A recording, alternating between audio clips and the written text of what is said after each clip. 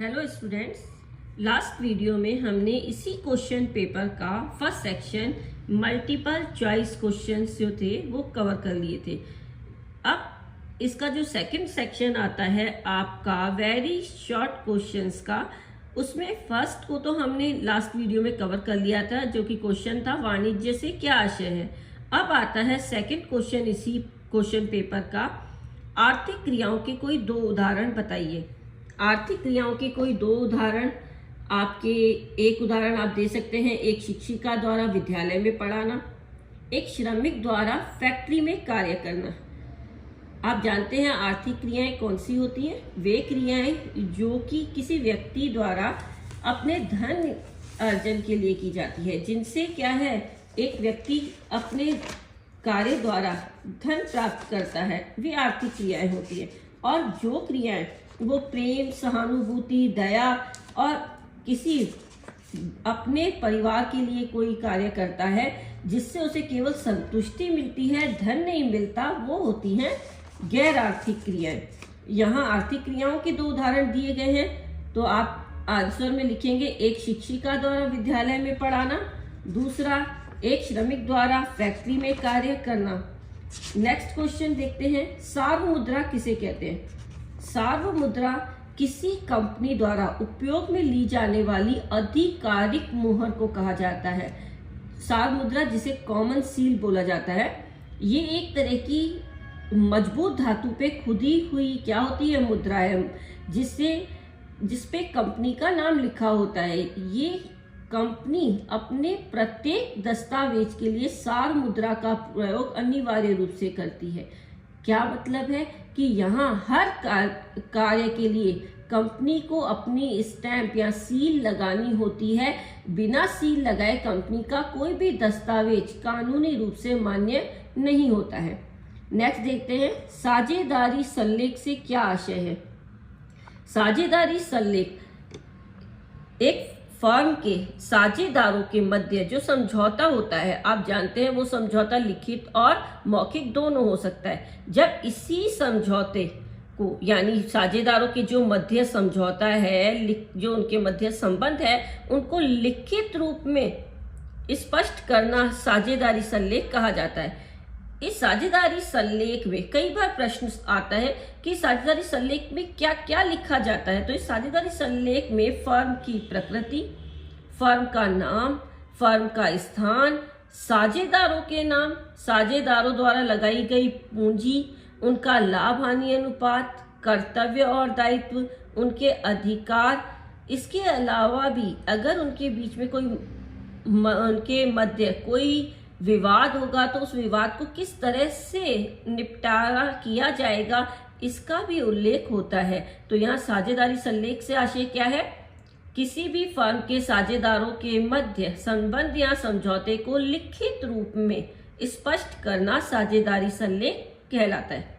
Next question है, सुप्त या निष्क्रिय साझेदार किसे कहा जाता है? सुप्त एक तरीके से कहते हैं जैसे कि सोया हुआ है ना, वह साझेदार जो व्यवसाय के दिन प्रतिदिन के कार्यों में भाग नहीं लेता, उन्हें सुप्त या निष्क्रिय साझेदार कहा जाता है। ये साझेदार दूसरे साझेदारों की तरह पूंजी भी लगाते हैं, लाभ हानि भी लेते हैं, लेकिन जो दिन प्रतिदिन के कार्य होते हैं व्यवसाय के, उनमें ये भाग नहीं लेते हैं। नेक्स्ट क्वेश्चन देखिए इस पेपर का।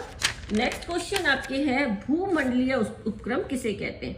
भूमंडलीय उपक्रम वे विशाल औद्योगिक संगठन जिनकी औद्योगिक एवं विपणन की क्रियाएं उनकी शाखाओं के माध्यम से अनेक देशों में फैली हुई हैं। आप भी आज बहुत MNC जिसे हम कहते हैं, आप बहुत ऐसे एग्जाम्पल अपने भारत में देखते हैं। ये कैसे संगठन होते हैं? ये विशाल औद्योगिक संगठन है जो कि विभिन्न शाखाओं के माध्यम से अलग अलग देशों में फैले हुए हैं। विभागीय उपक्रम का क्या आशय है? वे उपक्रम जिन्हें किसी मंत्रालय के विभाग के रूप में स्थापित किया जाता है, यानी इनकी स्थापना किस लिए की जा रही है? किसी मंत्रालय की सहायता करने के लिए। ये मंत्रालय का ही एक भाग हो सकते हैं या फिर उसका विस्तारित रूप होते हैं। ये विभागीय उपक्रम जो कि एक मंत्रालय के रूप, एक विभाग के रूप में स्थापित किए जाते हैं। इन्हीं के माध्यम से सरकार कार्य किया करती है।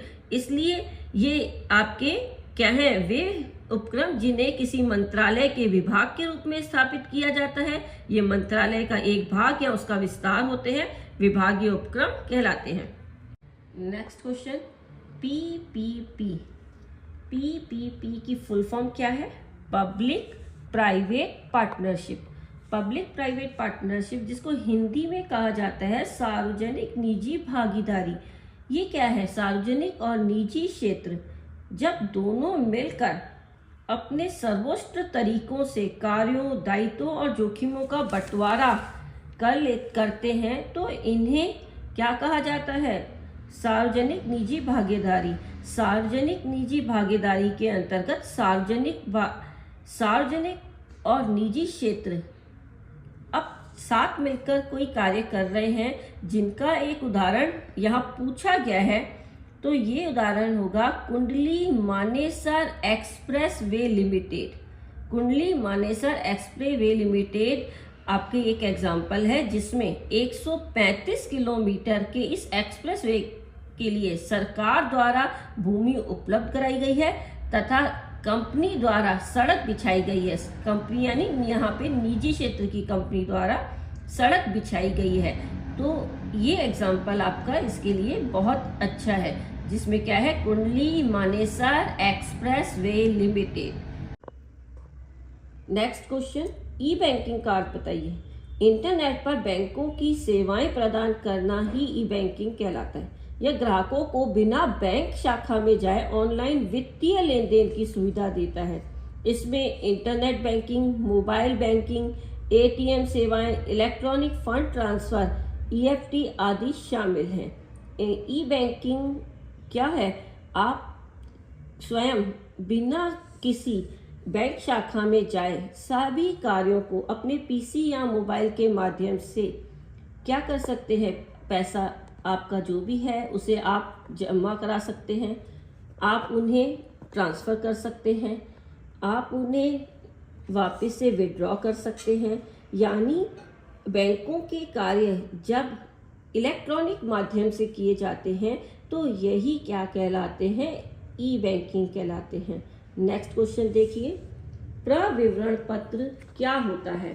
प्रविवरण पत्र एक ऐसा दस्तावेज या प्रलेख है जो कंपनी द्वारा जारी किया जाता है, जिसमें कंपनी अपने अंशों के या ऋण पत्रों को क्रय करने के लिए जनता को आमंत्रित करती है। यानी ये अंशों और ऋण पत्रों को क्रय करने के लिए जनता को जब आमंत्रित किया जाता है तो उससे पहले कंपनी को एक प्रविवरण पत्र जारी करना होता है, जो जिसमें कि कंपनी अपना क्या है, कोई भी विवरण उसमें जो कि उनके लिए सेबी के दिशा निर्देशों अनुसार आवश्यक है उसे बताती है। नेक्स्ट क्वेश्चन देखिए, प्रवर्तक से क्या आशय है? कोई भी व्यक्ति अथवा व्यक्तियों का समूह अथवा एक कंपनी जो भी कंपनी के निर्माण की दिशा में कदम बढ़ाती है। यानी जो भी व्यक्ति हो या व्यक्तियों का समूह हो या कोई कंपनी भी हो सकती है जो किसी नई कंपनी के निर्माण की प्रक्रिया के कदम उठाती है, वो क्या कहलाती है? कंपनी का प्रवर्तक।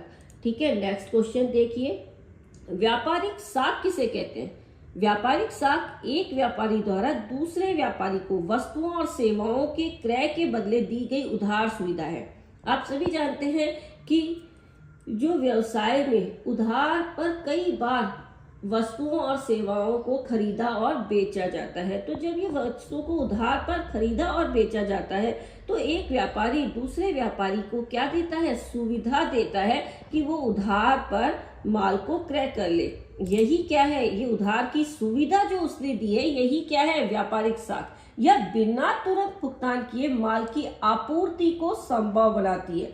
मतलब यहाँ पे आप भी अगर आप व्यापारी हैं और दूसरे व्यापारी से उधार माल खरीदते हैं तो उस समय आपको तुरंत भुगतान ना कर पाने के कारण आपको उस माल को छोड़ के नहीं आना है।